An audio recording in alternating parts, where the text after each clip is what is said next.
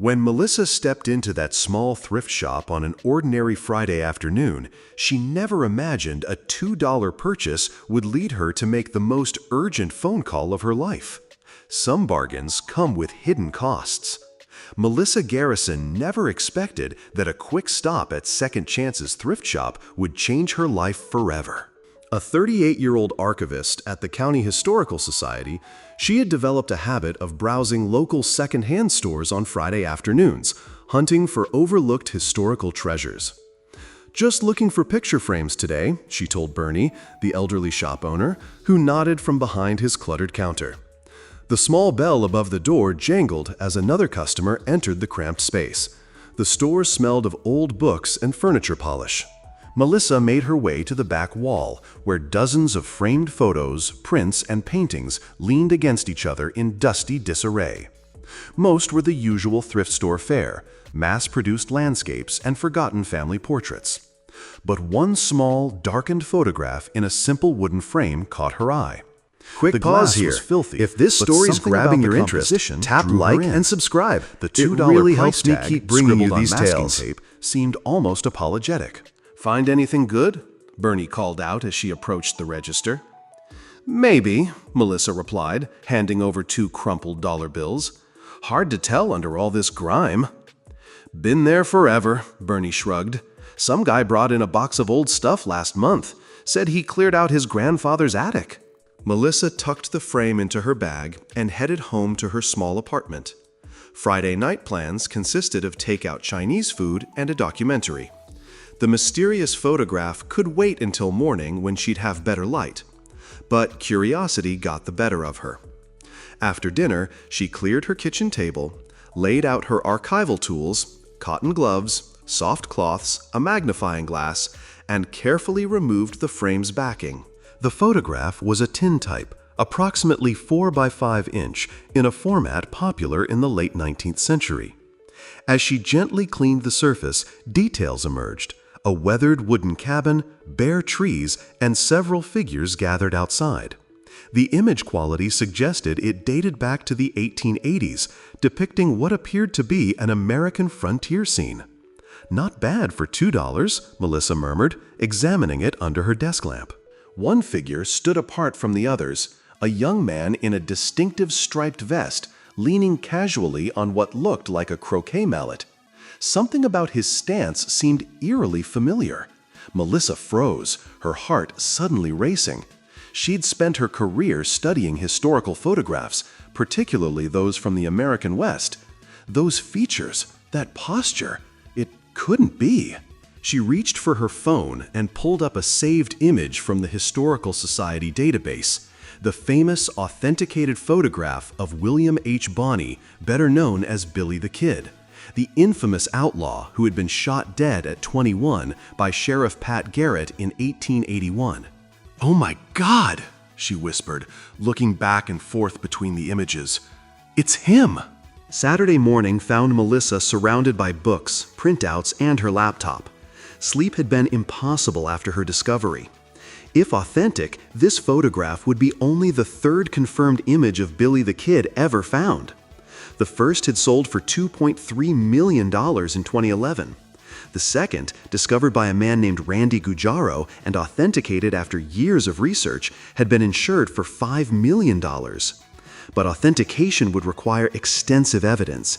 Melissa knew that better than most. She carefully scanned the photograph at high resolution, then began enhancing different sections digitally. The more she examined it, the more convinced she became. The figure's features matched known descriptions of Billy the Kid: slight build, prominent protruding upper teeth, and a signature hat tilted at a distinctive angle. "Who are you all?" she muttered, examining the other figures. If this truly showed Billy, then the others might be members of his gang, the Regulators. She counted 5 other people, 4 men, and possibly a woman in period dress. Melissa spent hours cross-referencing historical records of Billy's known associates against the faces in the photograph. 2 seemed to match descriptions of Charlie Boder and Doc Scurlock, both confirmed members of the Regulators during the Lincoln County War. By Sunday evening, she had compiled enough preliminary evidence to approach her boss, Dr. Lawrence Weber, director of the Historical Society. "You found this where?" Dr. Weber asked Monday morning, examining the photograph through his reading glasses. "Thrift store. Paid $2, Melissa replied, unable to keep the excitement from her voice. The photographic format, clothing styles, and composition all match the period, and look at the figure in the striped vest. Dr. Weber? Weber's expression remained skeptical as he compared it with known images of the outlaw. Interesting similarity, but extraordinary claims require extraordinary evidence. Remember the Brushy Bill Roberts controversy? Melissa nodded.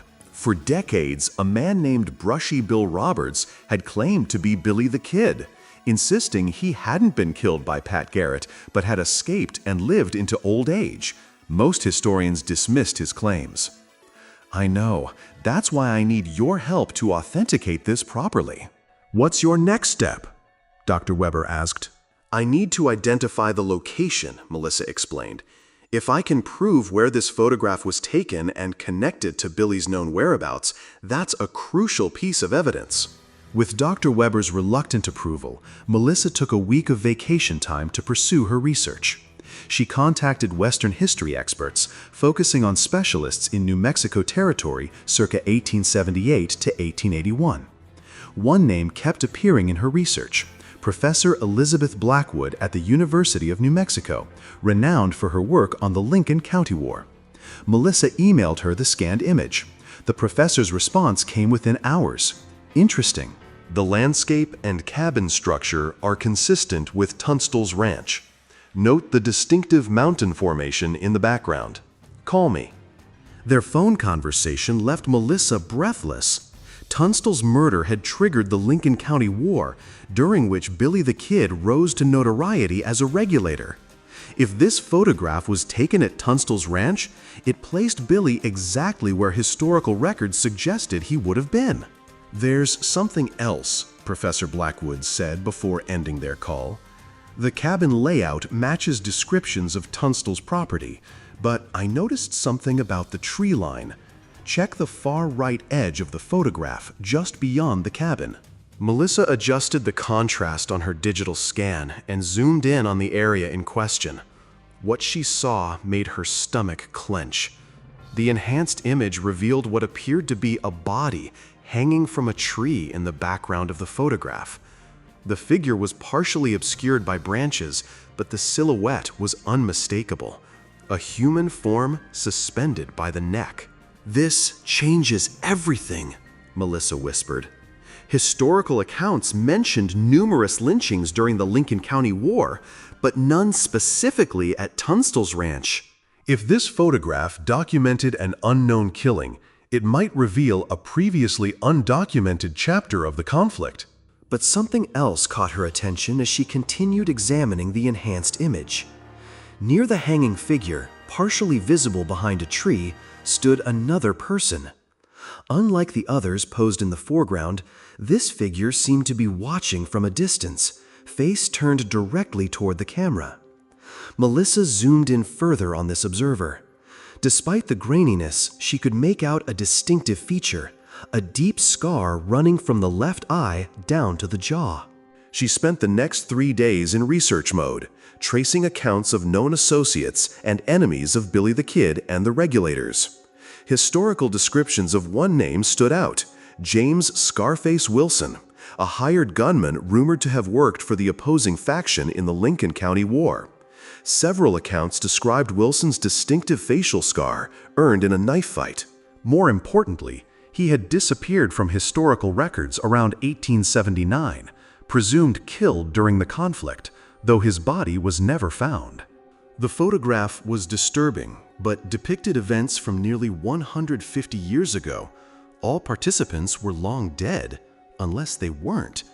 The thought struck her suddenly. She remembered Bernie mentioning the photograph came from someone clearing out their grandfather's attic. What if these items had been preserved as family heirlooms? Melissa carefully removed the photograph from its frame again, this time examining the wooden backing more closely. Barely visible in the lower corner was a small pencil inscription, J.W. and Kin, 1878, Justice Served. She flipped the frame over. It felt hollow. Within the frame, someone had attached a small envelope, yellowed with age. Inside was a folded piece of paper containing a list of names and dates, starting with James Wilson, 1878, and continuing through multiple generations. Melissa's hands trembled as she realized what she was looking at: a family record, possibly documenting a vigilante legacy spanning generations. The final name on the list? Bernard Wilson, Bernie, the thrift store owner. She grabbed her phone and searched local news archives. 3 unsolved murders in the last 5 years shared a disturbing similarity. All victims were found hanging from trees in remote locations outside town. Police had attributed them to suicide initially, but questions remained. "It can't be," Melissa whispered. She returned to the photograph, examining every detail with renewed urgency. Enhancing the James Scarface Wilson section revealed something that made her blood run cold: a distinctive medallion with an unusual design. She had seen this medallion before, hanging around Bernie's neck at the thrift store.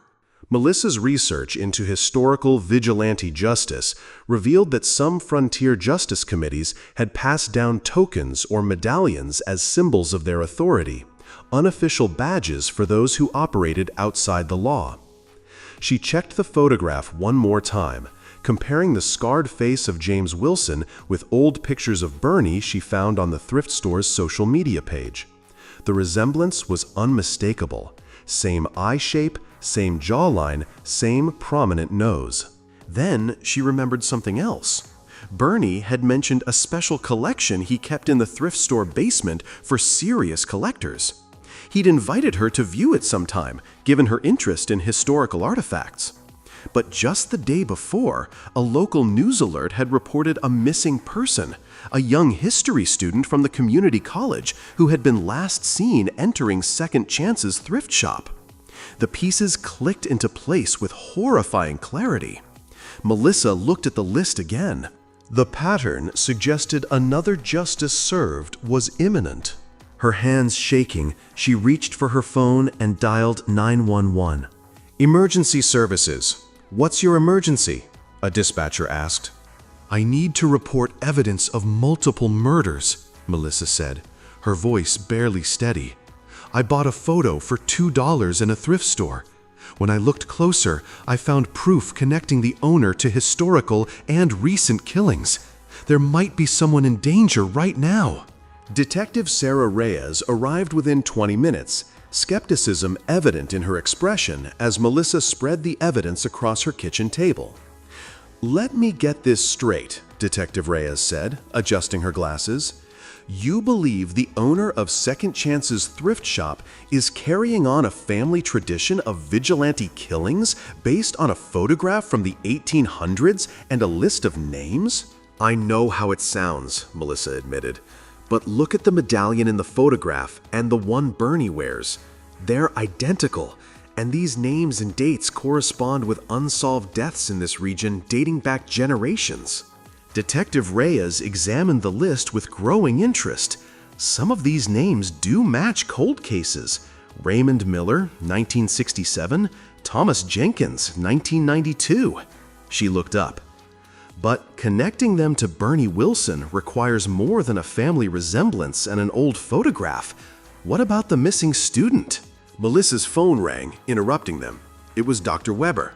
"Melissa, you need to come in immediately. A man just dropped off a donation of historical items," he said. "Said they belonged to Billy the Kid. He mentioned knowing you bought one of the pieces already." Her blood ran cold. What did he look like? "Older gentleman. Mentioned he runs that thrift shop you found your photograph in." Melissa put the phone on speaker so Detective Reyes could hear. "Did he say anything else?" the detective asked sharply. "Just that he had more historical artifacts in his basement collection if we're interested. He seemed eager for you specifically to come see them tonight. He said it can't wait until morning."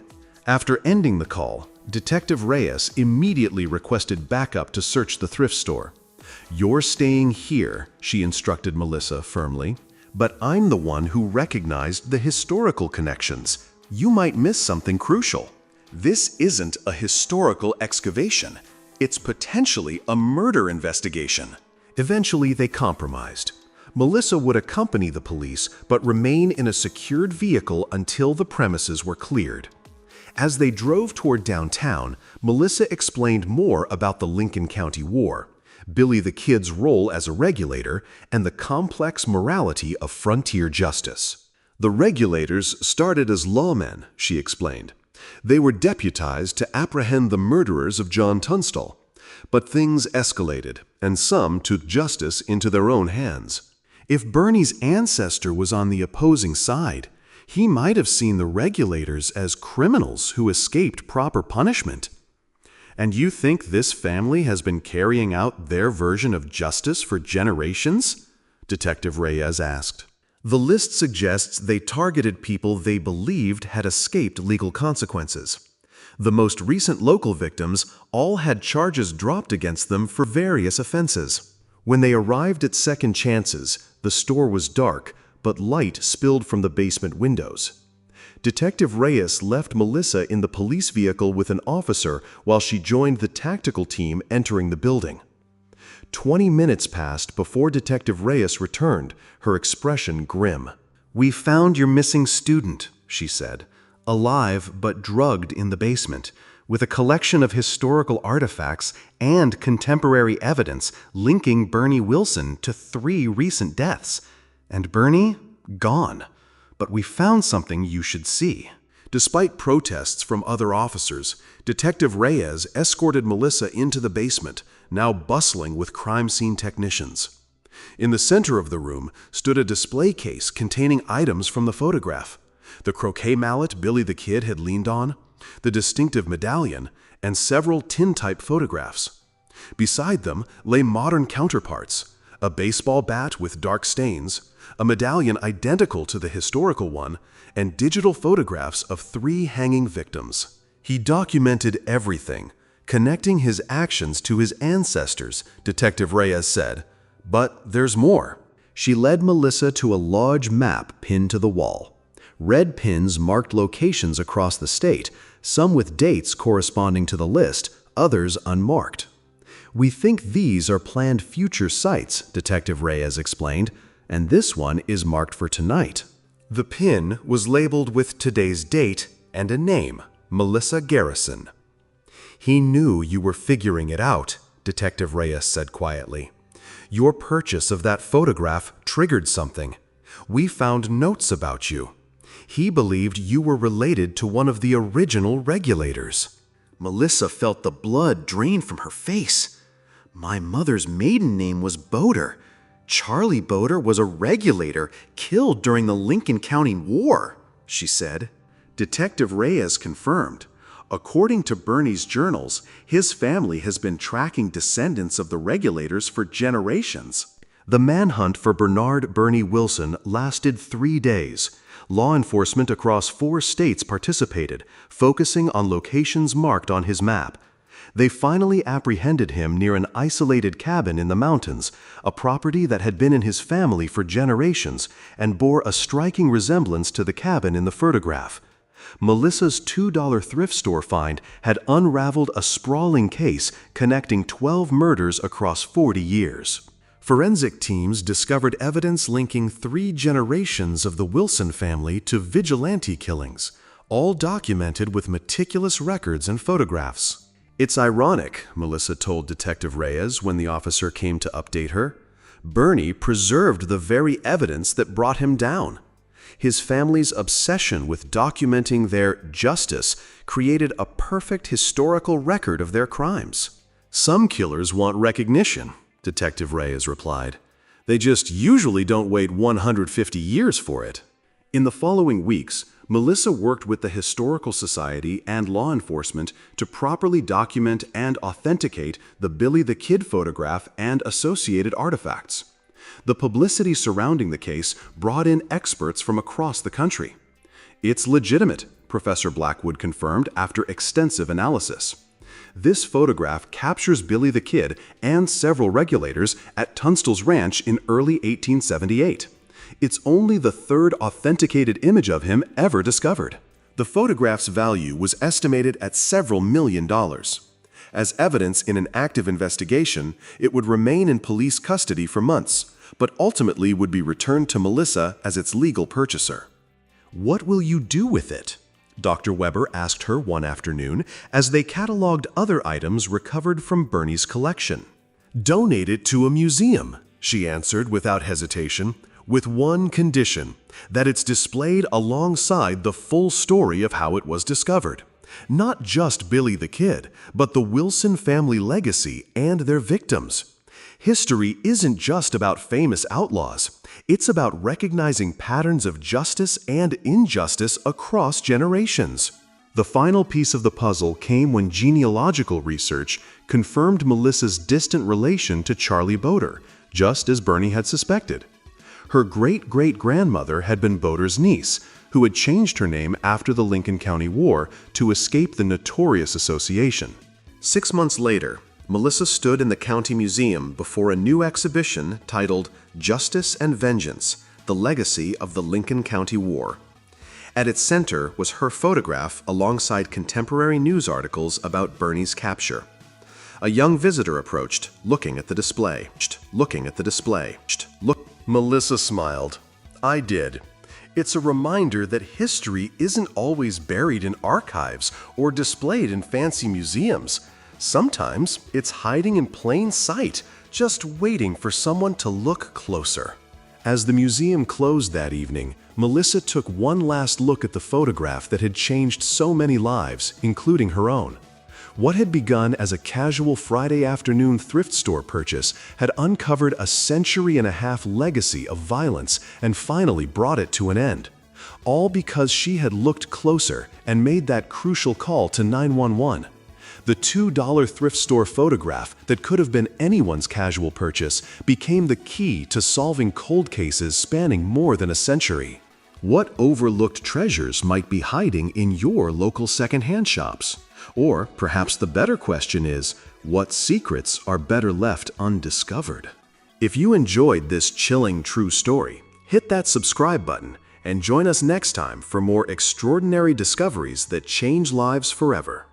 Thank you for treading this trail of tales till we travel together again on another adventure.